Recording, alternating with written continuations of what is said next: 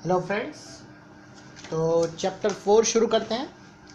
1 अक्टूबर 1942। 1 अक्टूबर Frank family के लिए बहुत ही ज़्यादा डरावना था, क्योंकि उस दिन मिस्टर लिविंगस्टोन जो एक केमिस्ट थे, वो उनके घर पे आए। वो इस बिल्डिंग में उन्होंने घंटी बजाई। उन्हें मिस्टर कुगलर के बाथरूम में कुछ काम करना था।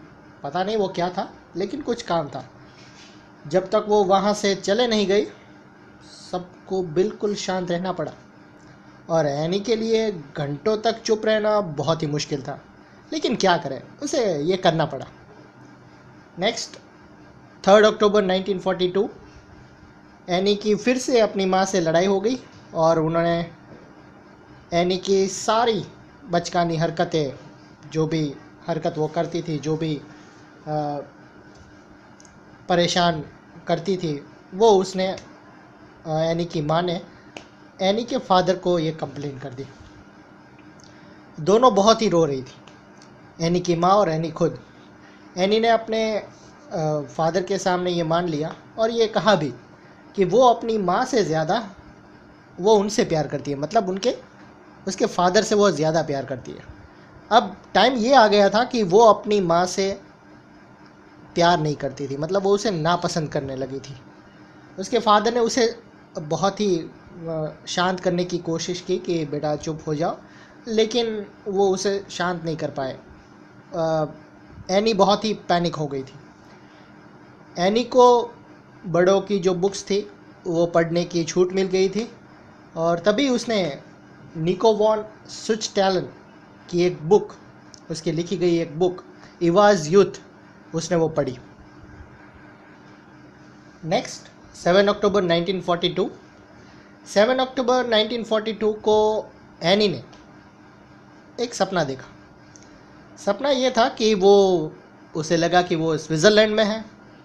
एक बहुत ही खूबसूरत, बहुत ही ब्यूटीफुल घर, जिसमें बहुत ही अच्छा फर्नीचर किया हुआ था और कमाल का घर था। उसने ये सोचा कि उसके फादर ने उसे 150 गिल्डर्स दिए थे, जो उसे बाज़ार में खर्च करने थे और जो चाहे वो ख़रीद सकती थी। लेकिन ये सब अफसोस सिर्फ एक सपना ही था, जो कभी पूरा नहीं हुआ। 9 अक्टूबर 1942। 9 अक्टूबर 1942 एनी फ्रैंक ने लिखा कि उसके कई सारे यहूदी दोस्त और जान पहचान के लोग, जो ड्रेंच में एक बहुत ही बड़े शिविर में जाने वाले थे, वहाँ उनको भेज दिया गया। जर्मनी की खुफिया सरकारी पुलिस, जिनको बोलते हैं कि गेस्टापो, उनके साथ बहुत ही ख़राब, बहुत ही बुरा बिहेवियर कर रहे थे। मियप ने बताया कि एक पर्सन वहाँ से किसी भी तरह से बच के भाग आया था, और उस पर्सन ने बताया कि वहाँ शिविर में लोगों की सिचुएशन बहुत ही भयानक है, बहुत ही ख़तरनाक है। लोगों को खाने को तो नहीं मिल रहा है बराबर, पानी पीने के लिए भी 5 दिन में 1 घंटे ही पानी मिल रहा है। बहुत ही ख़राब हालत है। और 1000 लोगों के लिए एक ही टॉयलेट, 1000 लोगों के बीच सिर्फ एक ही टॉयलेट और एक ही वॉश बेसिन था। जब एनी ने इसके बारे में सुना और सोचा, तो वो बहुत ही ज़्यादा निराश हो गई। 14 अक्टूबर 1942। जो सीक्रेट जो रूम था, उसमें रहने के बावजूद एनी ने अपनी जो पढ़ाई थी, स्टडी, वो जारी रखी। 14 अक्टूबर 1942 को उसने एक लेसन का ट्रांसलेशन किया। उसमें कुछ शब्द भी लिखे, कुछ वर्ड्स लिखे, कुछ मैथ्स के जो सम थे वो भी सॉल्व किए, कुछ क्वेश्चन थे वो भी सॉल्व किए। फ्रेंच ग्रामर के 3 पेज उसने ट्रांसलेट किए, और उसने शॉर्ट हैंड लैंग्वेज वो भी सीखनी शुरू कर दी थी, और उसमें उसे बड़ा मज़ा आता था। उसने कॉर्नर में जो कई सारे नाटक, जैसे कि प्लेज लिखे थे, जैसे कि Hedwig, the cousin, from Bremen, the governess, the green domino, etcetera, बहुत सारे नाटक वो भी उसने पढ़े। अब तक एनी और उसकी माँ के बीच जो पहले लड़ाई होती थी, अब वो वो रिलेशन काफ़ी सुधर रहे थे, काफ़ी सुधर गए थे। और मार्गेट उसकी बहन और एनी ने आपस में अपनी जो डायरी थी वो भी एक्सचेंज करके एक दूसरे की डायरी वो पढ़ने लगे थे। नेक्स्ट 20 अक्टूबर 1942, सबसे खतरनाक, सबसे डरावना दिन 20 अक्टूबर 1942 एनी के लिए था। एक लेबर उस दिन उस बिल्डिंग में जो आग बुझाने वाली जो फायर कंट्रोल जो टैंक थी वो उसमें वो रिपेयर करने आया था, उसमें पानी भरने के लिए आया था। ऑफिस के जो भी ऑफिसर जो कर्मचारी थे उन्हें ये बताना भूल गए कि उस रूम में, सीक्रेट रूम में नहीं जाना है या उसे दूर कैसे रखा जाए। लेकिन जब एनी ने नीचे कुछ ठोकने की आवाज़ सुनी तो वो समझ गई। उसने सभी जो एक दूसरे फैमिली थी सबको बता दिया कि कोई आया है। एनी और उसके फादर दरवाजे के पास ही खड़े हो गए ताकि वो आदमी कब जाए तो उसकी वो आवाज़ सुन सके।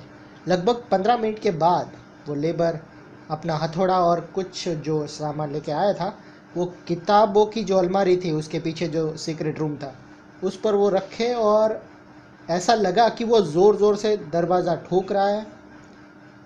तो सब तो टेंशन में आ गए और सबको लगा कि अब शक हो गया है कि हम इस सीक्रेट रूम में फंसे हुए हैं या छुपे हुए हैं। उसने दरवाजे की दस्तक भी सुनी, कोई खींच रहा है, कोई दबा रहा है, झटका दे रहा है, ऐसी आवाज़ सुनी।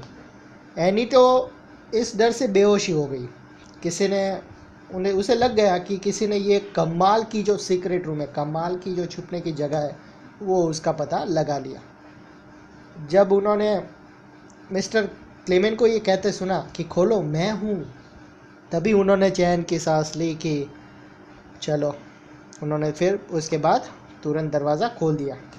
एक्चुअल में जो बुक्स की जो अलमारी थी, जो कबर्ड था, उसके पीछे दरवाज़ा जो सीक्रेट रूम का दरवाज़ा था वो हुक फंस गया था, इसीलिए उस लेबर को ठीक करवाने के लिए बुलाया था। और वो फंस गया था तो मिस्टर क्लीमेंट से वो खुला नहीं, इसलिए अरमारी उनसे खुले नहीं और इसलिए वो खींच रहे थे। और लेकिन एनी को तो उस टाइम पे लगा और बाकी सबको भी लगा कि वे कोई खतरनाक राक्षस आ गया है, राक्षस, और वो अब उसे मार ही डालेंगे। नेक्स्ट 29 अक्टूबर 1942, ये जो इंसिडेंट हुआ उससे सब लोग डर तो गए थे लेकिन काफ़ी जल्दी वो ये इंसिडेंट भूल भी गए और वही पुराना फिर से वो लाइफस्टाइल में, वो फिर से वही पुराने लाइफ में वो फिर से लौट गए।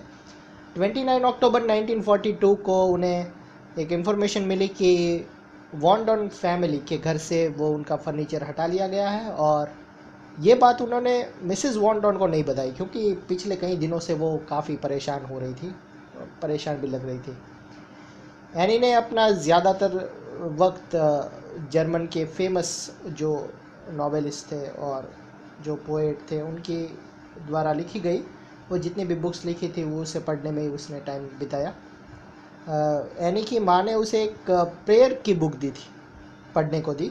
एनी ने किताब पढ़ तो ली लेकिन उसे बहुत ही आश्चर्य हुआ, बहुत ही सरप्राइज़ हो गई कि उसकी माँ ने उसे ये धार्मिक, ये डिवोशनल ऐसे क्यों बनाना चाहती है वो उसे।